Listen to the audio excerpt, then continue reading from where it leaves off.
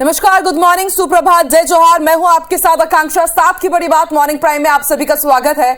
इस बुलेटिन में हम आपको जानकारी देंगे कि आज दिन भर खबरों में क्या खास रहने वाला है। मध्य प्रदेश, छत्तीसगढ़ की हर सियासी खबर पर पूरी नजर हमारी दिन भर बनी रहेगी। तो आइए सबसे पहले शुरुआत करते हैं, देख लेते हैं top morning news headlines.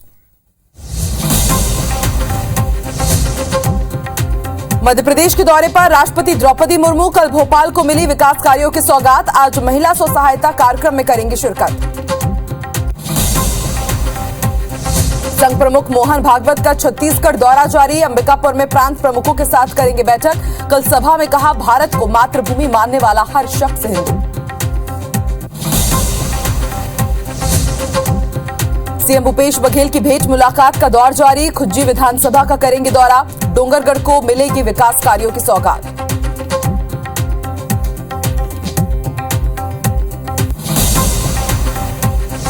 Madhya Pradesh में भारत जोड़ो यात्रा की तैयारी तेज। आज भोपाल में पूर्व सीएम दिग्विजय सिंह ने बुलाई यात्रा प्रभारियों की बैठक। भानु प्रतापपुर उपचुनाव के लिए आज कांग्रेस कर सकती है प्रत्याशियों का ऐलान। बीजेपी से ब्रह्मानंद नेताम को टिकट। नक्सल पीड़ित और पुलिस परिवार ने भी उतारा कैंडिडेट। और इंडोनेशिया के बाली में 8 देशों के राष्ट्रीय अध्यक्षों से मिलेंगे पीएम मोदी। G20 समिट के दौरान कल जिनपिंग समेत कई लीडर्स से हुई मुलाकात।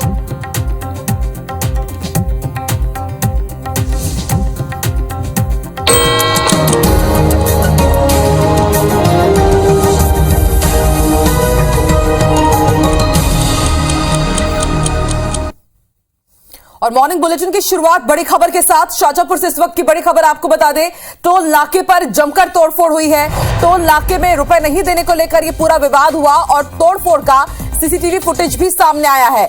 मक्सी थाने के रोजबास टोल नाके की एक घटना बताई जा रही है और सीसीटीवी फुटेज में आप देख सकते हैं कि किस तरह से ये जो बदमाश है टोल नाके पर पहुंचते हैं और रुपए नहीं देने को लेकर के ये पूरा विवाद हुआ और उसके बाद इन्होंने टोल नाके पर ही जमकर उत्पात मचाया। आप देख सकते हैं 10 से ज्यादा संख्या में यहां पर बदमाश पहुंचे हुए हैं और टोल नाके पर जमकर तोड़फोड़ इन्होंने की है।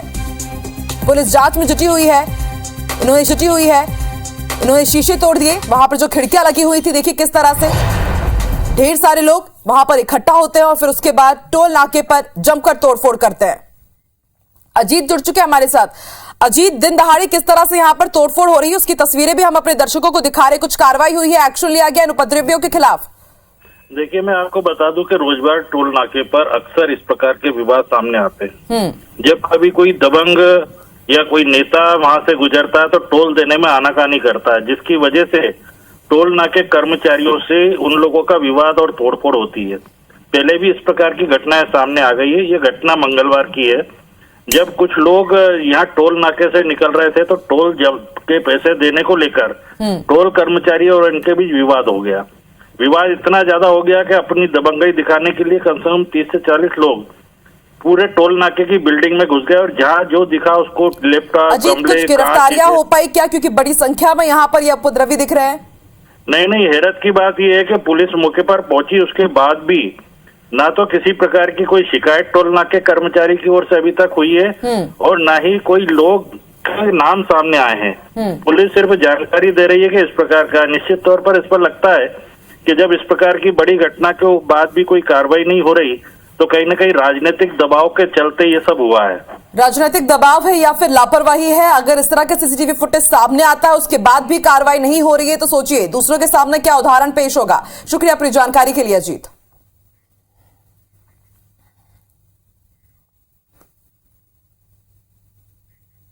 चलिए बढ़ते आगे, बात कर लेते हैं रायपुर की, जहां पर ठगी का बड़ा मामला सामने आया है। सीएसईबी में नौकरी लगाने के नाम पर ठगी करने वाले शख्स को रायपुर पुलिस ने कवर्धा से गिरफ्तार किया है। आरोपी दिनेश मानिकपुरी ने 3 बेरोजगारों से 17.5 लाख रुपए की ठगी की थी। पुलिस के मुताबिक आरोपी दिनेश मानपुरी युवती का पूर्व परिचित है। युवती ने सीएसईबी में डेटा एंट्री ऑपरेटर की परीक्षा दी थी, जिसे उसने सरकारी नौकरी दिलाने का झांसा दिया। साथ ही सीएसईबी के बड़े अधिकारियों को अपना परिचित बताया। युवती के माध्यम से वो 2 और युवकों तक पहुंचा और 3 से उसने 17.5 लाख रुपए ले लिए। रिजल्ट आने के बाद भी जब तीनों को नियुक्ति नहीं मिली तो आरोपी से संपर्क साधा, जिस पर आरोपी बेरोजगारों को धमकाने लगा, घुमाने लगा। इसके बाद ही पीड़ितों ने आमानाका थाने में शिकायत दर्ज कराई है। पुलिस ने आरोपी को कवर्धा से गिरफ्तार कर जेल भेज दिया है।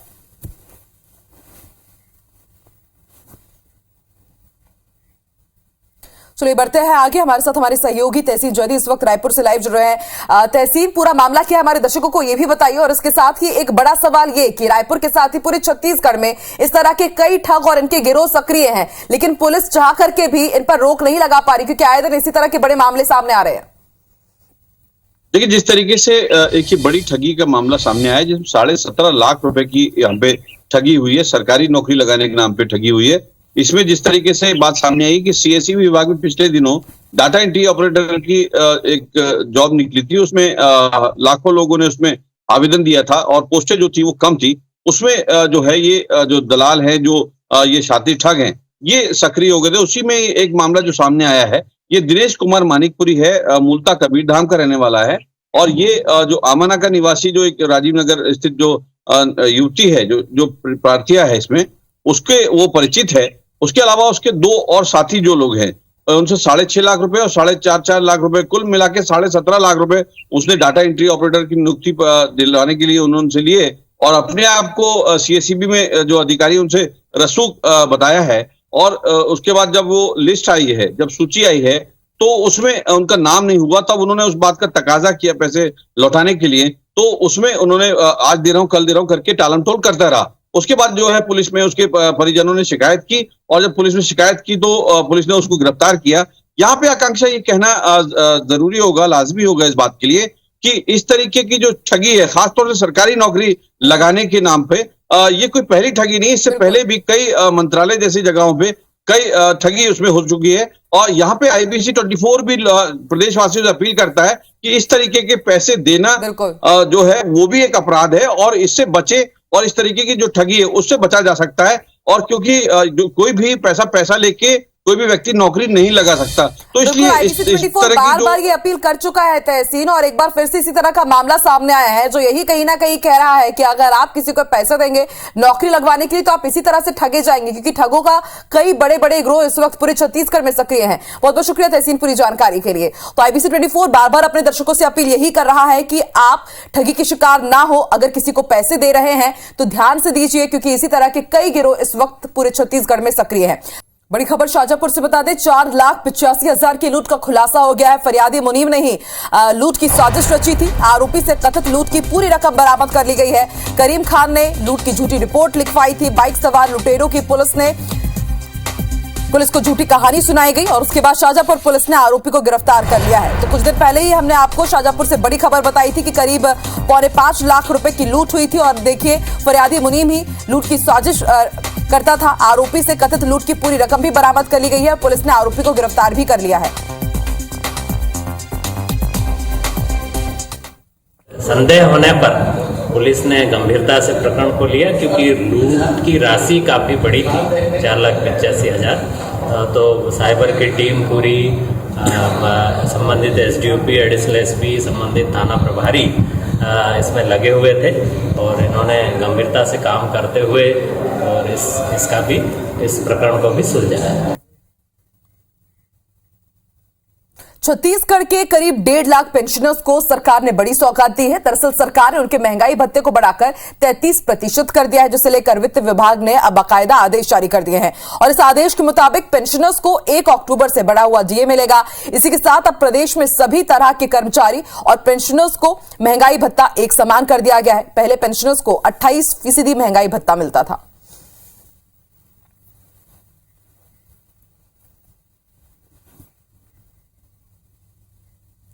मुख्यमंत्री भूपेश बघेल भेंट मुलाकात अभियान की कड़ी में आज खुज्जी विधानसभा में आम जनता से मुलाकात करेंगे।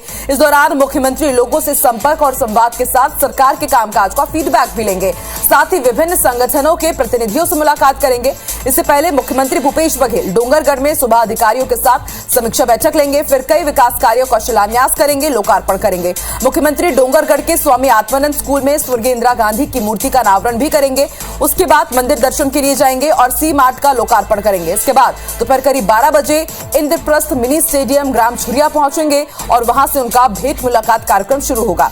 मुख्यमंत्री मोहला, मानपुर, अंबागढ़ चौकी जिले के चिल्हांटी पहुंचेंगे और रात्रि विश्राम अंबागढ़ चौकी में ही करेंगे।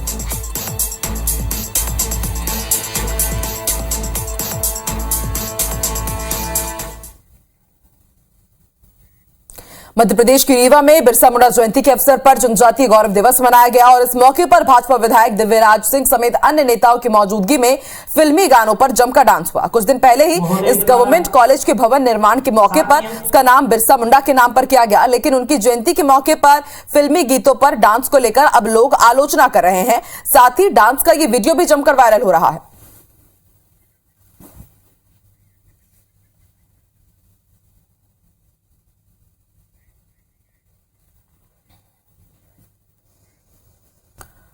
राष्ट्रपति द्रौपदी मुर्मू मध्य प्रदेश के दौरे पर है और आज महिला स्व सहायता समूह सम्मेलन होने जा रहा है। बड़ी खबर आपको बता दें, मोतीलाल नेहरू स्टेडियम में सुबह 11:30 बजे से इसका आयोजन होगा। प्रदेश की 15,000 महिला समूह की सदस्य इस बड़े आयोजन में शामिल होंगी। सम्मेलन में राज्यपाल मंगूभाई पटेल, सीएम शिवराज सिंह चौहान शामिल होंगे। उनके साथ केंद्रीय जनजातीय कार्य मंत्री अर्जुन मुंडा भी मौजूद रहेंगे।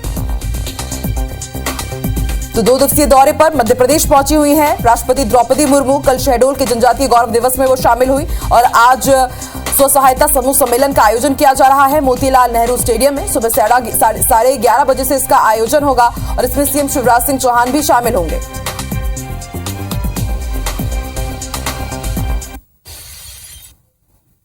कांग्रेस सांसद राहुल गांधी की भारत जोड़ो यात्रा 20 नवंबर को मध्य प्रदेश के बुरहानपुर जिले के बोदली पहुंच रही है। उनकी यात्रा खंडवा से होकर भी गुजरेगी। भारत जोड़ो यात्रा की तैयारियों का जायजा लेने पूर्व मुख्यमंत्री दिग्विजय सिंह दोनों जगहों पर पहुंचे।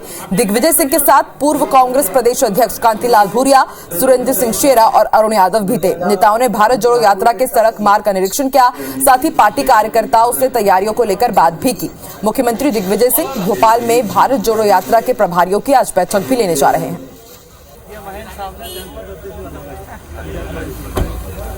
वहां मिलेंगे ना। 2 तस्वीरें हम आपको दिखा रहे हैं बुरहानपुर और खंडवा की। बुरहानपुर एंट्री पॉइंट राहुल गांधी की भारत जोड़ो यात्रा की और यहां पर तमाम जितने भी कांग्रेस के दिग्गज नेता हैं लगातार यहां पर पहुंचकर जायजा ले रहे हैं। तैयारियां किस तरह से चल रही हैं को लेकर के निरीक्षण कर रहे हैं। दूसरी तस्वीर हम आपको दिखा रहे हैं खंडवा की।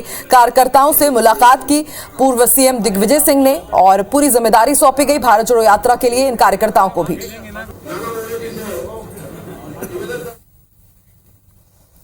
मध्य प्रदेश के पूर्व मुख्यमंत्री दिग्विजय सिंह ने गुजरात चुनाव को लेकर दिल्ली के मुख्यमंत्री अरविंद केजरीवाल, भाजपा और असदुद्दीन ओवैसी की पार्टी एआईएम पर निशाना साधा है। उन्होंने कहा कि गुजरात में तीनों मिलकर चुनाव लड़ रहे हैं। खंडवा में भारत जोड़ो यात्रा की तैयारियों का जायजा लेने पहुंचे दिग्विजय सिंह ने कहा कि देश को जोड़ने का काम भारत जोड़ो यात्रा से हो रहा है। जो लोग धर्म के नाम पर लोगों को भड़काते हैं, दंगे कराते हैं, चाहे वो किसी भी धर्म का हो, किसी भी पार्टी का हो, हम उनके खिलाफ हैं। अरविंद केजरीवाल, भाजपा, एमआईएम मिलकर चुनाव लड़ रहे हैं। जो धर्म, जाति, संप्रदाय के रूप में लोगों को भड़काते हैं, भड़काने वाले भाषण देते हैं, हिंसा फैलाते हैं, दंगे कराते हैं, फसाद कराते हैं, चाहे जो भी हो, किसी भी धर्म का हो, किसी भी समूह का हो, किसी भी पार्टी का हो, तब उसके खिलाफ है। भानुप्रतापपुर उपचुनाव में नक्सल पीड़ित और पुलिस परिवार ने भी अपना प्रत्याशी उतारने का फैसला किया है, जिसके मुताबिक दिनेश कल्लो निर्दलीय प्रत्याशी के रूप में लड़ेंगे। इसे लेकर उज्जवल दीवान, संजीव मिश्रा, दिनेश कल्लो ने प्रेस कॉन्फ्रेंस की। साथ ही सरकार पर पुलिस परिजनों, नक्सल पीड़ित और शहीद परिवार को सुविधाएं नहीं देने का आरोप लगाया। ये 32 बिंदुओं को चुनावी मुद्दा बनाया गया है। निर्दलीय प्रत्याशी दिनेश कल्लो ने कहा कि मैं पीड़ित परिवार को मुक्ति दिलाने और उनकी आवाज बनकर उनकी मदद करने के उद्देश्य से लोकतांत्रिक तरीके से चुनाव मैदान में उतरा हूं। ट्रांसपोर्ट क्षेत्र में स्थानीय निवासियों की गाड़ियों को पहली प्राथमिकता दिलाई जाएगी।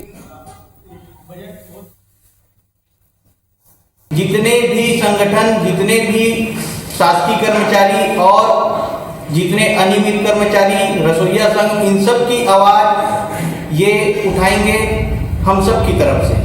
इस कड़ी में हम 32 बिंदु लेकर इस चुनाव में उतर रहे हैं ताकि इस 32 बिंदु के आधार पर हम ये चुनाव लड़ सकें और यहाँ भानुप्रतापपुर की जनता को उनके अधिकारों को दिलाने का प्रयास कर सकें। वक्फ बोर्ड की संपत्ति के दावों को लेकर देश भर में कई विवाद हुए हैं और इसी कड़ी में अब छत्तीसगढ़ के दुर्ग जिले का नाम भी जुड़ गया है। छत्तीसगढ़ राज्य वक्फ बोर्ड ने दुर्ग शहर के सैकड़ों एकड़ जमीन पर अपने स्वामित्व को लेकर के दावा कर दिया, जिसको लेकर बीते दिनों तहसील कार्यालय से एक इश्तेहार का प्रकाशन किया गया, जिसके बाद शहर के हजारों लोग तहसील कार्यालय में दावा आपत्ति का आवेदन भरते नजर आए। नायब तहसीलदार का कहना है कि वक्फ बोर्ड ने आवेदन प्रस्तुत किया था, जिसे लेकर ही विज्ञापन जारी किया था। अब इसके बाद लोग अपनी जमीन नामांतरण रोकने के लिए दावा आपत्ति कर रहे हैं। वहीं पूरे मामले को लेकर हिंदूवादी संगठन भी सक्रिय हो गए हैं। ये कि हम वहाँ के निवासी हैं और वहाँ के हमारी जमीन है, हमारी है। उससे पहले स्टेट की थी, उससे पहले भी कहीं लिया उसने, जो भी है। ऐसा थोड़ी कि जिसको बोल दी वो वक्फ बोर्ड हो जाएगा जी, ऐसे में तो परेशानी बढ़ जाएगी। हमारे जो पूर्वज कई सौ साल से यहाँ रहते आए हैं, है ना, वो अब वक्फ बोर्ड की जमीन है, तो हमको अचानक से मालूम चला और पता चला कि फिर हम दावा आपत्ति करने यहाँ आए। छत्तीसगढ़ वक्फ बोर्ड की तरफ से आवेदन प्रस्तुत था, वो अपने दस्तावेज लगा के नामांतरण हेतु आवेदन लगाए थे, जिसपे भूमि स्वामी का नाम दर्ज था पहले से। तो उक्त संबंध में इश्तेहार का प्रकाशन हुआ था और उस पर ही है जो इतनी बृहद स्तर पर आपत्ति आई है, जिसको हम ले रहे हैं। और इस बुलेटिन में फिलहाल इतना ही। देश की दुनिया की तमाम बड़ी खबरों के लिए आप IBC 24 देखते रहिए। आगे देखिए हमर बानी हमर गोत, मेरे सहयोगी श्रवण तंबोली के साथ। मुझे दीजिए इजाजत, नमस्कार।